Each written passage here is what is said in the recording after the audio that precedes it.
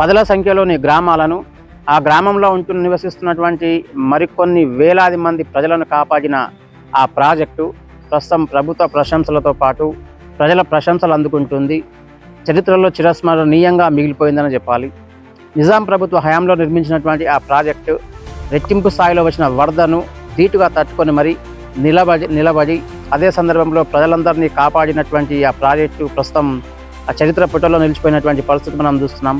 అప్పటి ఇంజనీరింగ్ వ్యవస్థను, ఇంజనీరింగ్ నైపుణ్యాన్ని, నిర్మాణ పనులను ప్రస్తుతం ప్రదర్శించే ప్రయత్నం చేస్తుంది ఆ ప్రాజెక్ట్ అని చెప్పొచ్చు. ఏకంగా ప్రభుత్వ పెద్దల ప్రశంసలు అందుకున్న ఆ ప్రాజెక్టు అప్పటి నిజాం కట్టడాలను, అప్పటి ఇంజనీరింగ్ నైపుణ్యాన్ని మాత్రం మరోసారి మెచ్చుకునేలా చేసినటువంటి పరిస్థితి మనం చూస్తున్నాం. అదే తెలంగాణ రాష్ట్రానికి సంబంధించి కామారెడ్డి జిల్లాతో పాటు ఇటు మెదక్ జిల్లా సరిహద్దులో నిర్మించినటువంటి పోచారం ప్రాజెక్టు ఎట్టకేలకైతే భారీ వరదను తట్టుకొని నిలబడగలిగింది. నరాలు తెగే ఉత్కంఠకు ఎట్టకేలకైతే ఆ ప్రాజెక్టు తెరదించినటువంటి పరిస్థితి మనం చూస్తున్నాం.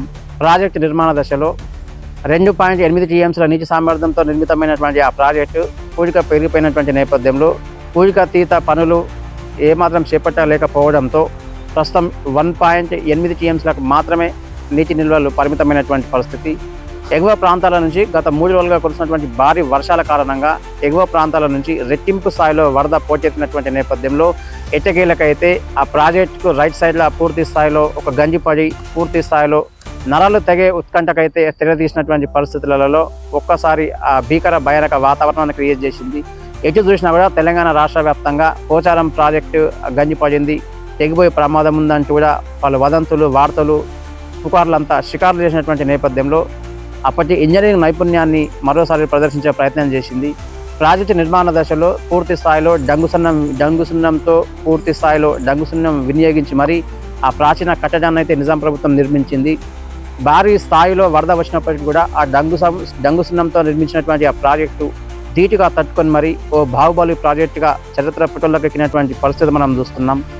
ప్రాజెక్టు నిర్మాణ దశకు సంబంధించి చివరి నిజామైనటువంటి మీర్ ఉస్మాన్ అలీ ఖాన్ ఎట్టకేలకైతే పూర్తి స్థాయిలో తన ఆధ్వర్యంలో, తన అధీనంలో అప్పటి నిజాం ప్రభుత్వ హయాంలో పూర్తి స్థాయిలో దానికి బీజం పడింది. 1917 నుంచి 1922 వరకు నిర్మాణ పనులు కొనసాగాయి. చివరి రాజైనటువంటి మీర్ ఉస్మాన్ అలీ ఖాన్ ఎట్టకేలకైతే 1917వ సంవత్సరంలో అప్పట్లో ఆ ప్రాజెక్టుకి అయితే శంకుస్థాపన చేశారు. దాదాపు నిర్మాణ పనులు 5 నుంచి 6 సంవత్సరాల మేర నిర్మాణ పనులు జరిగినప్పటికీ 1922లో ప్రారంభమైనటువంటి ఆ డిశ్చార్జ్ శతకం నేటికి కొనసాగుతూనే ఉంది. ఆ ప్రాజెక్టు ఓపెన్ అయ్యి కూడా దాదాపు 103 ఏళ్ళ కాలం గడుస్తున్నప్పటికీ కూడా 100 ఏళ్ళ చరిత్ర కలిగినటువంటి ఆ ప్రాజెక్టు మాత్రం ప్రస్తుతం చరిత్ర పుటలో నిలిచిపోయినటువంటి పరిస్థితి మనం చూస్తున్నాం. కానీ విని ఎరగని రీతిలో పూర్తి స్థాయిలో ప్రాజెక్టు ఎగువ భాగం నుంచి దాదాపు 1,82,000 క్యూసెక్ల వరద నీరు ఇన్ఫ్లోగా వచ్చి చేరుతున్నటువంటి నేపథ్యంలో పూర్తి స్థాయిలో అంత పెద్ద భారీ వరదను సైతం తట్టుకొని నిలబడగలిగి ప్రజలను అయితే ఆదుకున్నటువంటి ఆ ప్రాజెక్టును చూసి ప్రజలైతే తీవ్ర స్థాయిలో ప్రశంసల జల్లు కురిపిస్తున్నారు. పూర్తి స్థాయిలో నరాలు తెగే ఉత్కంఠకైతే తెరదించింది ఆ ప్రాజెక్ట్ అని చెప్పొచ్చు.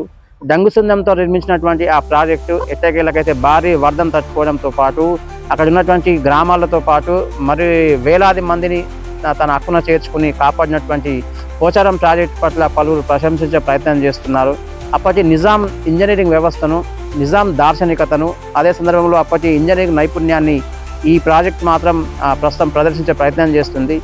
ప్రస్తుతం అయితే ఇప్పుడున్నటువంటి పరిస్థితులలో ఏ ప్రాజెక్టు నిర్మించినా, ఎక్కడ నిర్మించినప్పటికీ కూడా 3 నాళ్ళ ముచ్చట అవుతున్నటువంటి ఈ పరిణామ క్రమంలో ఇప్పటి ఇంజనీరింగ్ వ్యవస్థకు, అప్పటి ఇంజనీరింగ్ వ్యవస్థకు చాలా తేడా ఉందంటూ పోచారం ప్రాజెక్టు మరోసారి రుజువు చేసినటువంటి పరిస్థితి మనం చూస్తున్నాం. నిజాం ప్రభుత్వ హయాంలో నిర్మించినటువంటి కట్టడాలను కావచ్చు, చరిత్ర పుటల్లో నిలిచిపోయేటటువంటి ఆ కట్టడాలను, ఆ ఇంజనీరింగ్ నైపుణ్యాన్ని మాత్రం పలువురు ప్రశంసించే ప్రయత్నం చేస్తున్నారు.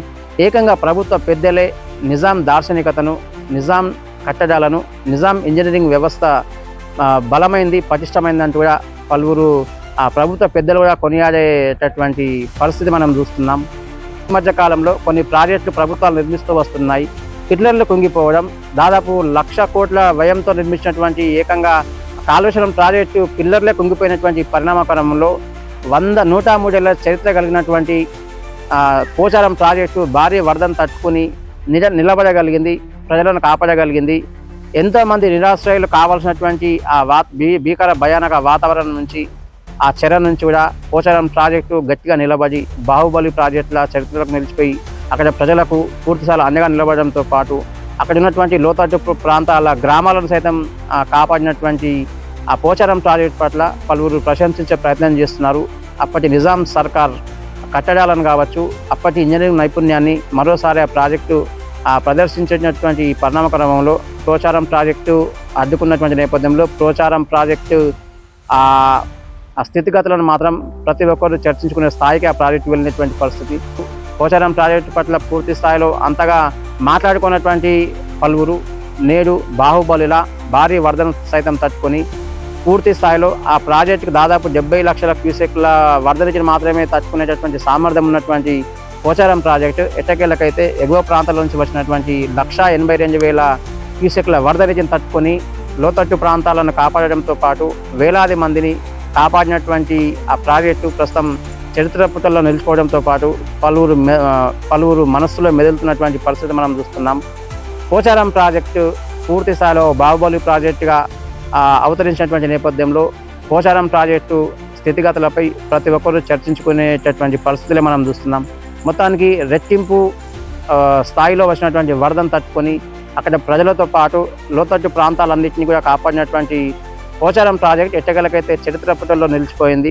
దాదాపు 103 ఏళ్ల చరిత్ర కలిగినటువంటి ఆ పోచారం ప్రాజెక్ట్ నిర్మాణ దశలో దాదాపు 2.4 టీఎంసీల నీటి సామర్థ్యంతో నిర్మించినటువంటి ఆ ప్రాజెక్టు పూర్తిగా పెరిగిపోయినటువంటి నేపథ్యంలో ప్రస్తుతం 1.8 టీఎంసీలకు మాత్రమే పరిమితం అయిపోయింది. ప్రాజెక్టు ఫ్లడ్ ఫ్లక్చుయేషన్కి సంబంధించి దాదాపు 70,000 క్యూసెక్ల వరద నీటిని మాత్రమే తట్టుకునే కెపాసిటీ ఉన్నటువంటి ఆ పోచారం ప్రాజెక్టు ఎట్టకేలకైతే రెట్టింపు స్థాయిలో వచ్చినటువంటి వరద అంటే దాదాపు 1,82,000 క్యూసెక్ల వరద నీటిని తట్టుకొని పూర్తి స్థాయిలో అప్పటి ఇంజనీరింగ్ దార్శనికతను, నిజాం నైపుణ్యాన్ని, నిజాం ప్రభుత్వ నైపుణ్యాన్ని మరోసారి రుజువు చేస్తూ 10 మంది మనసులో పదిలంగా మెదిలిపోతున్నటువంటి పోచారం ప్రాజెక్టు నిర్మాణం, పోచారం ప్రాజెక్టు స్థితిగతులు అమోఘం, అపురూపం, చిరస్మరణీయమని చెప్పాలి. Over to studio.